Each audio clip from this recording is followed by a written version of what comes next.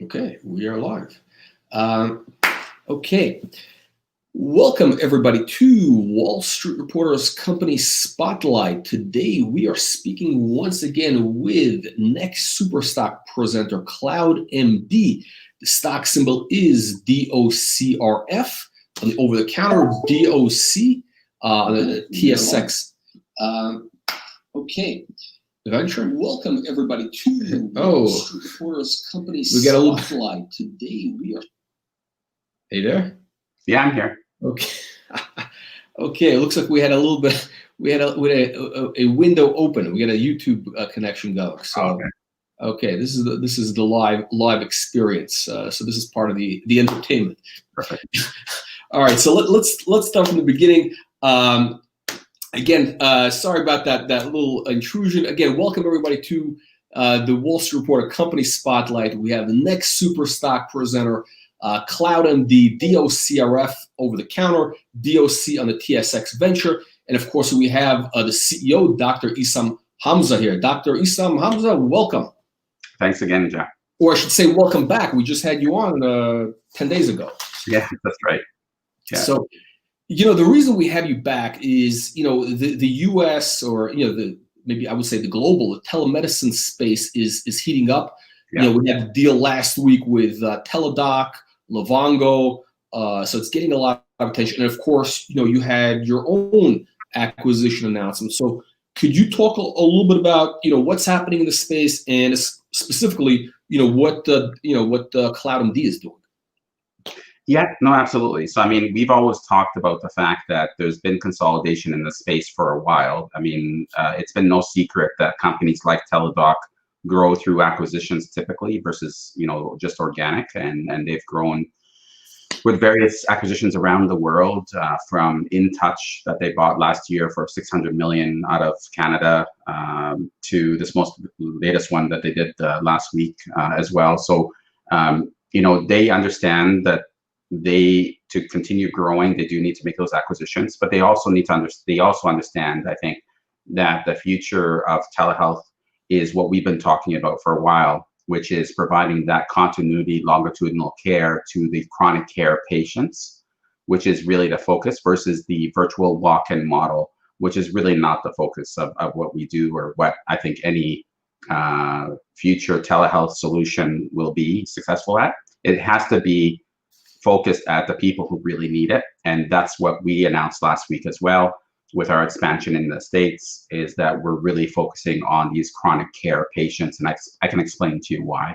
Yeah, exactly. What is it about the chronic care market that makes it, such a unique fit for, telemedicine and what you're doing? So, a lot of times when in my presentation, you'll see this as well, where we talk about the fact that healthcare systems are not sustainable. They're not sustainable because of not just lack of access to care to physicians and specialists and so on, but also the costs are going up because patients are getting sicker. These chronic care patients that have diabetes, often will have heart disease, will also have high blood pressure, will also have wounds that don't heal, and so on. And so in the States, for instance, I believe something like 45% of the population have some sort of chronic care issues or complex care issues, but they take up 90% of healthcare funding. So the $3.5 trillion that's spent in the U.S., 90% of it is towards that smaller population of patients that put the most burden on healthcare. And so you had two problems historically, is that not only were they getting sicker, but they could never really get treated because they couldn't get that foot in the door, that bottleneck, which is often the primary care clinics, or the clinic that sees you first, that gets you to refer you to different specialties and so on.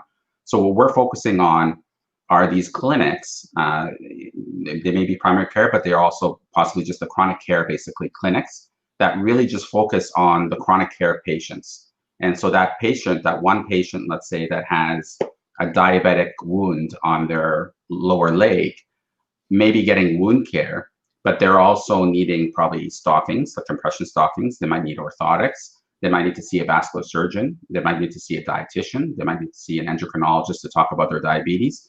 They probably have heart disease, so they probably need a cardiologist. They probably need a vascular surgeon. So the ability to capture that whole ecosystem of that very complex patient, number one, captures a much bigger piece of the pie, but more importantly, provides much better care, because now you're offering what we always talk about, which is continuity of care and integrated team-based approach. So now it's a turnkey solution. yeah, exactly, but better care. So having the the endocrinologist, the diabetic specialist talking to the dietitian, talking to the nurse, talking to the family doctor, all talking to you, and everybody circling around you, because we own that whole ecosystem and we provide that platform for everybody to connect to you. That's the future. And now providing it where you need it, so that maybe you might be in a smaller city or smaller town that doesn't have certain providers. Now you do have access to them on demand, from thousands of miles away. So that's kind of the future, and that's what we've talked about. So we're not, when we say that we've started our footprint or continued our footprint in the States, we are going to be aggressive this way, because that one clinic provides not just the providers, but the patients that we can bring onto our platform. Okay. So and this is, so let me first ask you about this particular deal. If you could talk a little bit more about this particular clinic. And one question I was going to ask is, so these are all essentially localized clinics. You're going to make a series of these acquisitions then, right? Yeah, we're not going to talk about the details right now in terms of the size or cost or anything like that. It will be on the closing. But just think of it as step one of hundreds, if not thousands of steps, basically. And the ability to provide kind of spoken model type of approach as well, where you might have a clinic and then you might have satellite clinics that connect to that one clinic that might have the physicians that are working not just locally, but also supporting a much bigger audience virtually at a much bigger distance as well. And so you get the economies of scale that way as well. And so we'll be able to expand quickly. The reason we picked Southeast US as initial, that I think we announced there, is that it's an area that is underserviced and has a high concentration of these chronic care patients, lots of people with diabetes and obesity and cardiovascular disease and so on. Okay, and so essentially, part of the the real synergy here is when you make these acquisitions, you're going to have like this the telemedicine component, which is going to be local, but you could also bring in like a top flight specialist who might be in I don't know, he might be located in Seattle, and this clinic is in I don't know, Atlanta or wherever it is, so they'll have that access. Yeah, or even within the States. So the ability for these patients who didn't have access to care, not only to have the on-site, let's say, wound care for that diabetic wound, but now can actually talk to the diabetic specialist that might be far away, that historically they would have had to wait months to see and travel to a different city and get a hotel room and so on. So the ability to diagnose and treat early on, and triage as well. So finding those patients that maybe need surgery, before waiting months and months and months before it gets worse and so on, or needs treatment immediately versus waiting months before they get on the right medications and so on. So it's about using technology for the very first time for patient care, which again, you might think, well, why isn't anybody doing this already? Is that it's just a bunch of bureaucracy. So, and it took so long to get to this point with COVID forcing the situation, and a lot of these things now being permanent in terms of payment schedules in the States and North America. It's forced the situation, moved it ahead a lot faster, and we're just taking advantage of the fact that everybody's adopted to this new normal. Okay, so we're gonna jump into some of the questions, the live chat with the investor audience. That's really the main focus of these things. So I'll ask you just a few more questions, and then we'll start with the audience part of it. So how many, can you talk a little bit more about the U.S. expansion strategy? So you have this clinic, which is just what, it's like one small step, in a journey. What other types of acquisitions can we see? What's the strategy going forward? We have a very strong pipeline of potential acquisitions, plus also certain developments that I think are important for our company. I don't like to talk too many details, obviously, in terms of what we might do but I've kind of given enough hints on kind of where we see the vision going, and everything that we ever acquire is synergistic to what we already have. And one of the things we focus on, and you'll see this in all our press releases, is we know what we don't know, and we often will bring in teams that are experts in what they do, and it's something that we're missing.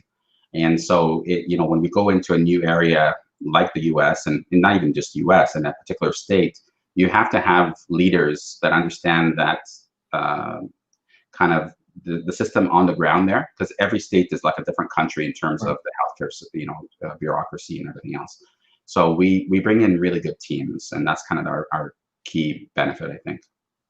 Okay, and but the focus is going to be on this like the chronic care. That's the real focus. The whole ecosystem. So think of it again is the virtual hospital or virtual healthcare in the sky. And the virtual healthcare in the sky is huge, but it funnels down to a small footprint, right? So we might have a bunch of these small footprints all over, but the vertical ecosystem is what we're talking about. Everybody kind of circling around you in the cloud is the key thing. But on the foot of that print, basically, you want to make sure you're focusing on the patients that really need it, and that's the chronic care. So we are focusing on the chronic care patients versus, again, like I said, the virtual walk-in model with the sniffles or the ear infections or whatever. That's not the future of telehealth. Okay. All right. So let's jump into some audience questions here. We have Canara worried about the dilution. Yeah, I mean, the great thing is we have over 13 million in the bank right now, and we have I don't know how many, I think 15 to 20 million worth of warrants and options that if the price continues going the way it is, we expect further money coming in from those areas as well. So I understand. I'm the biggest shareholder myself, so I understand the dilution aspects, but we're also it's very important for us that whoever we acquire, if we're acquiring a team, then it's very important that they are aligned with us for the future. You don't want to do cash out buys of assets and have them just walk away or have no interest in the future of the company. So you have everybody aligned for the common goal as well. So that is important, but we are well financed right now.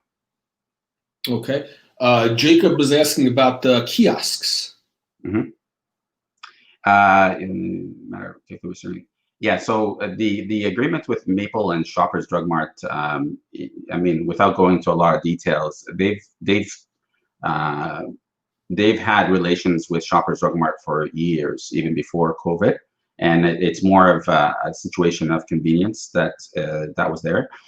Think of the kiosk as something where it's getting patients to be seen at the most cost-effective way.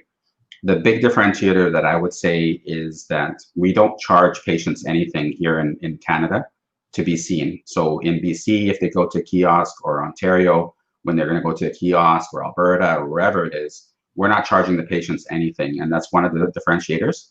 The other differentiator is our system is built on the back of an EMR, electronic medical record. And remember, I told you at the very beginning, we own that electronic medical record company. So every patient, whether they go to a kiosk or download the app and use it, gets a chart that follows them automatically. When you register, you get a chart, and that chart follows you for the rest of your life. And so having that continuity of care, that stickiness of a medical chart is really, really important for not just care, but also for the stickiness aspect of it as well. Okay. What do you think of the merger of Teladoc and Livongo for Canada? For Canada, again, I think this is not the end of the consolidation. I think you're going to see further consolidation all over North America and around the world, but definitely North America. Okay. Where do you see the revenues come? Is it the U.S. or Canada? Good question. It's going to be both. I think the revenues are going to come from multiple different places. They're going to come from the brick and mortar clinics that we're acquiring for sure. They're going to come from our SaaS revenue. They're going to come from our telemedicine revenue. We are growing really fast. So remember, I told you this is a marathon at a sprinter's pace. It really is like that. So often, projecting revenues and where they're coming from can change week to week, because some of the deals we're looking at could dramatically change revenue projections, if you close them, kind of thing, right? And depending on whether it's north of border or south of border. So we try not to get into too many kind of projections and where they're going to come from, except to say that we have a very strong pipeline, and we expect the revenues to go up considerably over that period of time.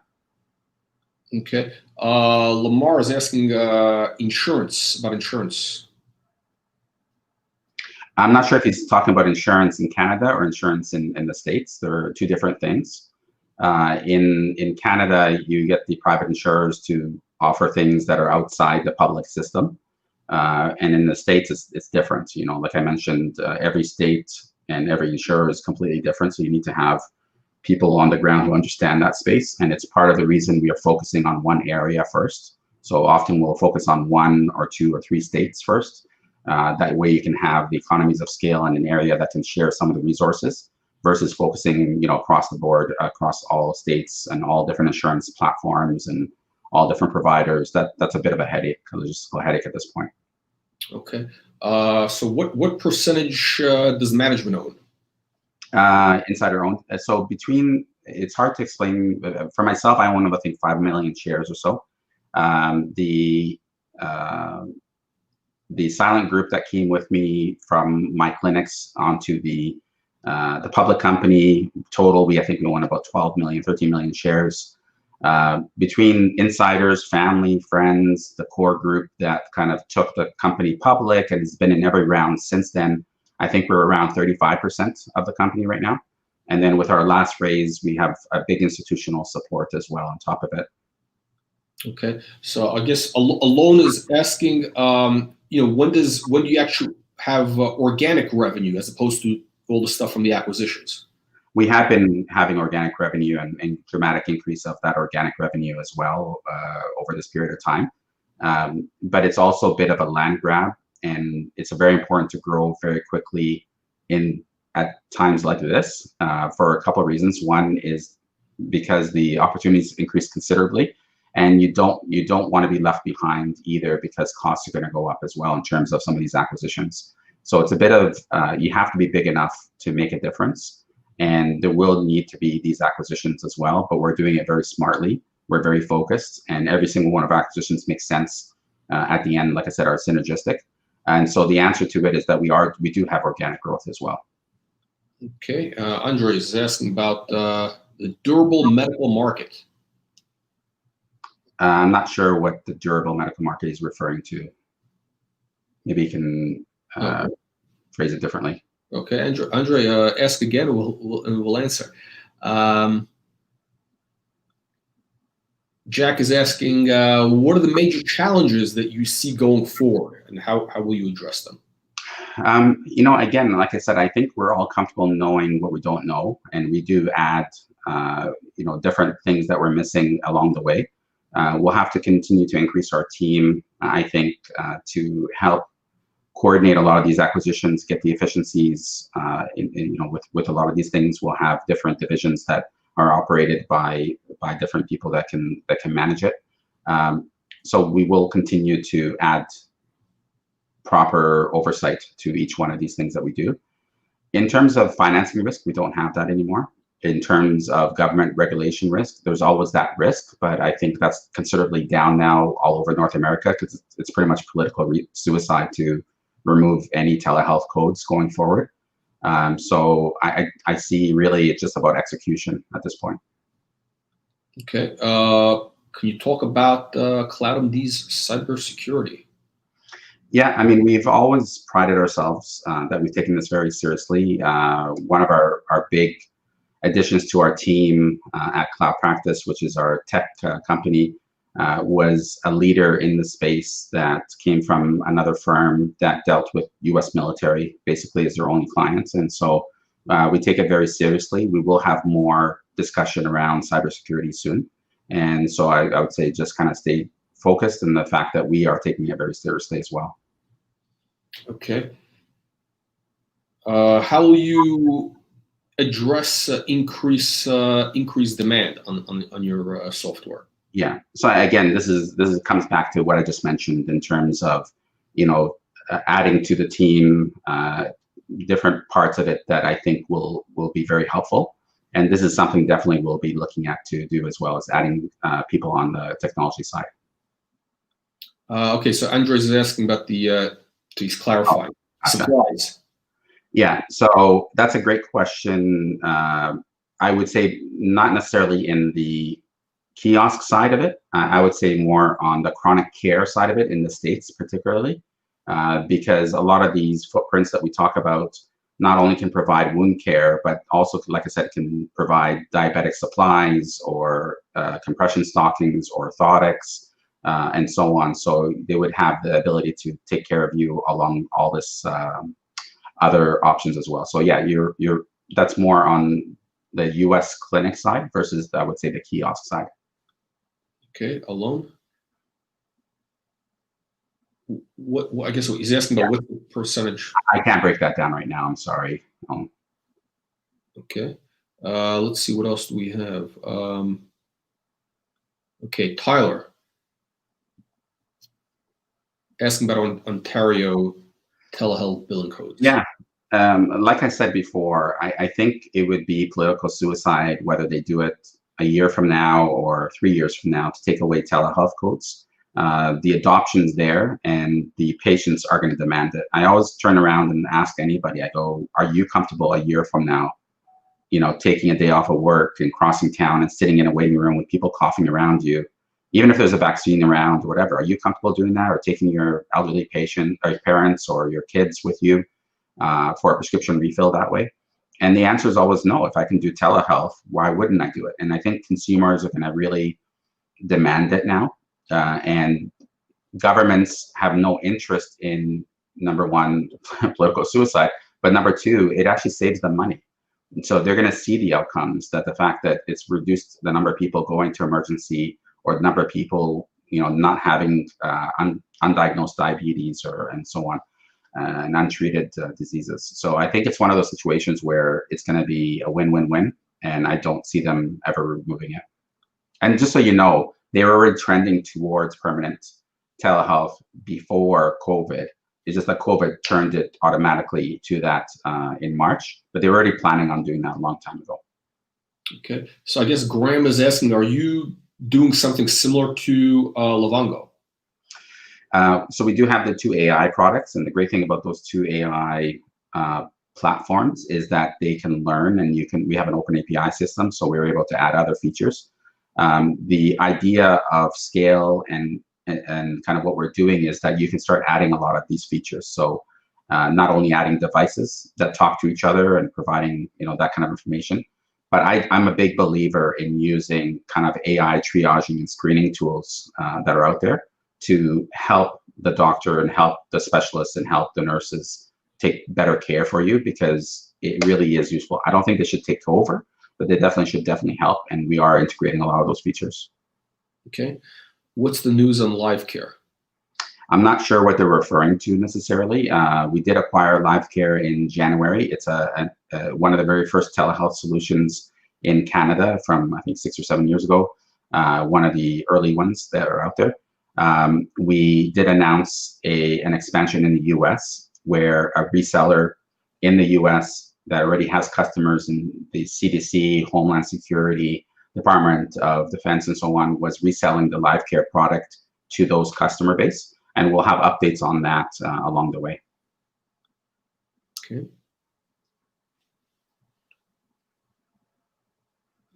Yeah, no, the answer to this one is US patients will see US doctors. Okay, so everything stays locally, basically. You have to. Yeah, okay. Yeah, you have to do for multiple reasons. One is it's somewhat the law, but secondly, for liability reasons, you want to keep that local. Okay. Here's an interesting question. Yeah. How do you choose doctors to make sure that they're good? Yeah, we screen our doctors, and we have quality control type of things that we watch for. So we do screen, and we were very careful because it is and we've always done this, even in our own clinics. We have incredible buy-in from the doctors that are there forever with us, and we are very careful who joins us because we feel it is like a team or a family, and we don't want somebody coming into that family or team that ruins that reputation of all of us. And so we're very, very careful. And soon, like I said, over time, not only will we continue to add this, but you'll be able to select which doctor you want to see so that you can start following one particular doctor that maybe speaks a certain language or has subspecialty interest in something that you need as well. So we'll be adding those features over time. Okay, let me actually ask you a question, and then we'll go back in. Like you're doing these acquisitions. These are in these clinics. It's almost like a roll up. But do you see any possibility of doing more of like a platform type of acquisition, something which is really substantial? And then what's the sort of the M&A strategy here? You keep asking me different ways, Zach. I mean, I think you're trying to get me to slip up here or something. Exactly. Yeah. We are looking at all different options. Like I said before, we have a strong pipeline of potential acquisitions. We're not just focused on clinics for sure. There's definitely technology acquisitions we're looking at as well. Small, medium, large. I think at the end of the day, we have to be understanding that we're not looking for another platform that does something that we already do, because that means nothing to us, because we have so many features already that we can unroll in our own platform that we created. It has to be something that we don't have, either bringing in more patients, more providers, or in a space that we're not in right now. Okay. But still, the market, I mean, I think some of the questions, like we're getting some questions like, what's the difference with Teladoc? And but, ultimately this will still be right now it's a very fragmented market. I mean, there's always going to be a demand for, and it's very personal. It's all, some people might like, Dr. A versus Dr. X or Z. It's so early, and it's only a small piece still, even with, post-COVID. And it's going to continue growing. There's no way that you're going to have one provider only, right? Like, it's like saying that when Amazon came, to online shopping, that they were the only ones selling anything over the internet, right? I mean, that's not true. They're the biggest by far, but they're definitely not the only ones. And so, it's just one of those situations. It's just a huge market that there will not just be one company out there. We're not trying to be the biggest. We're trying to be the smartest, hopefully, and make enough noise in the space in a proper way that's sustainable. Okay. Jacob asking about the Canada footprint. Mm-hmm. So they're asking basically on the expansion in the Canada particularly. So Well Health is a great company, amazing company. I think they're over 500 million market cap right now. Great leader again, and they're doing a great job. And what they did was they acquired a bunch of different what we call Oscar providers, which is like an EMR provider, an open source EMR that's owned by McMaster, and they've increased that relation to coordinate a lot of those acquisitions and all those customer base so that they can provide added services to that audience, that captive audience of doctors and patients. And it's a great strategy. And like I said, they're being rewarded in the market really well. I think there's enough space for everybody here. The great thing for us is that we're very nimble. We own our technology. We have integrated products. I think we're priced very competitively as well. And we're really aggressive kind of going forward in terms of expansion. So you'll see a lot more in terms of our growth strategy, both direct to consumer, direct to doctors, and with government agencies as well. Okay, and I guess Tyler's question kind of speaks to, part of your whole strategy here. Yeah, so again, Tyler, when you talk about the US, I think the main focus there is the chronic conditions and the chronic care. So when you buy these clinics, you buy an established base that already has the diseases, that already have like the basic customers, and the doctors that now we can start linking all together. And then once we have that, then we can provide it to outside, so direct consumer after that. But by buying these clinics, we're bringing on the providers as part of it. So we're able to build out that US network of doctors with these acquisitions and the linking of them. Okay. Here's an interesting question about the mental health services. It was bad before. I mean, we've talked about mental health being the big driver for telehealth pre-COVID. I've always said if there was anything that was going to push everybody to telehealth, it was going to be mental health counseling and services and so on. Post-COVID, we had the initial rush of, oh my God, do I have COVID? I'm sick or whatever, to the realization that it's causing a dramatic increase in mental health conditions, an aggravation of conditions in patients around the world. It's quite devastating. And so it's very important that we focus a lot of time, effort, and money going forward in mental health. And governments realize that. In Canada, the Prime Minister announced, I think, $240 million, for telehealth and mental health and so on. In the States, I think that Trump has done something similar, probably at a bigger scale. But the main thing is that everybody understands that the outcomes of COVID will not necessarily be the physical consequences. It probably will be and not even the economic part of it. I mean, I think it's going to be the mental health aspect of it. So our recent acquisition that we announced that we should be closing is Snap Clarity. And that's a kind of a leader in an app-based triaging system that is able to ask you questions that will now be used to connect you with a therapist that is proper for you. So based on your answers, we'll be able to figure out what disease you might have and connect you with the right counselor, the right therapist, and so on. And they have a network, I think, of 1,500 therapists across Canada, and we're looking to expand that further. And you're going to do that. You're going to expand that into the U.S. as well, right? The plan is, when we talk about 90% being chronic care, mental health is one of them. Yeah. Okay. So that's it's a big opportunity. Okay, so we have. Do you deliver prescriptions? We need a little bit of separation between the doctor side and the fulfillment side, just because you want to have that clear distinction. We are partnering with pharmacies all over Canada that have the ability to fulfill those prescriptions to you. So when we discuss it with Save On Foods, or when we announce other banners, they have all in their minds the ability to compete with Amazon. So they're all worried about Amazon because, like I said on the last one or the one before that Amazon's coming into the space, into the online pharmacy and online telemedicine space. And so all these pharmacies, these brick and mortar pharmacies, are worried about them because they don't want them to take away a lot of their customer base. And so they're trying to have an online presence and retain those patients of theirs. So they'll definitely be sending prescriptions to your door with convenience. So we're going to be the one in the middle where you can now see a doctor and get a prescription that's delivered to you. So we'll be that connector piece there for them. Okay. So I guess this question really, we've heard this a couple of people ask this, and I think the real question is, can you explain why you need to have the clinics in order to make the technology part work?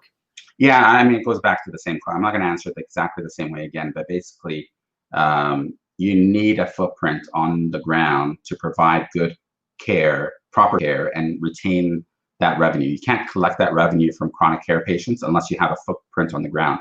How are you going to take care of a diabetic patient if you never touched them ever? So you do need that ability to see those patients locally. I think if you go back to the last question there, just a second there, he talks about the multiples, I think, and and all I will say is just apples to apples. I mean, you can use other comparables out there, whether it's Well Health. We have 3 analyst reports that are using kind of the similar, actually less multiples than some of our competitors, and still have targets that are much higher than where we are right now. So just using kind of comparables out there, I think we're definitely undervalued as it is. Okay. We had a question about what are your short-term goals? Definition of short-term.